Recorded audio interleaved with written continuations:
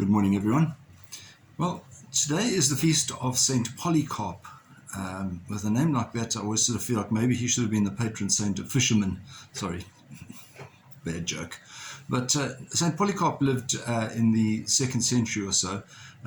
He was martyred in the year 1555, quite sadly, because he was in his 80s at the time that he was martyred. I just wonder what kind of sanity there is associated with it. To take a very old man and to put him to death in a most horrible way. But he was he's remembered as being one of the earliest Christians whose writings still survive. And he acted as a kind of a liaison between the apostles and the early church, taking their writings and their sayings throughout. So, an interesting man to remember today.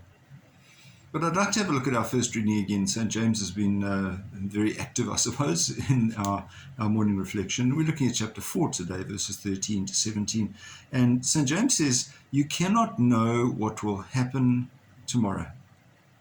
You are here for a while and then disappear like a mist." And that's quite a sort of a sobering thing. I was privileged to conduct the funeral of Don Taylor yesterday. And, a man who was very, very well respected and liked. And the church was pretty full with people who had come to show their respects.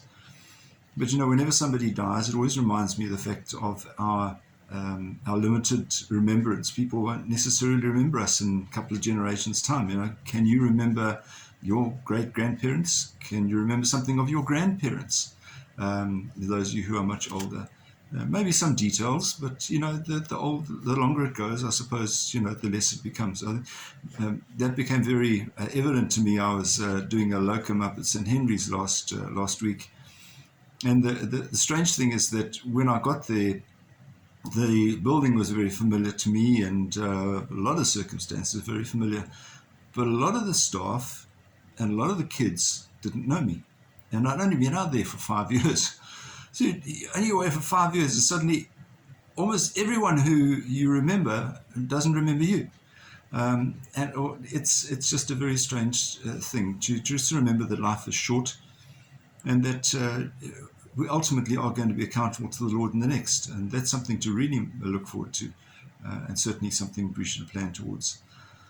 So good thinking today. You enjoy it. Have a wonderful day, and we'll see you again. God bless. Bye-bye.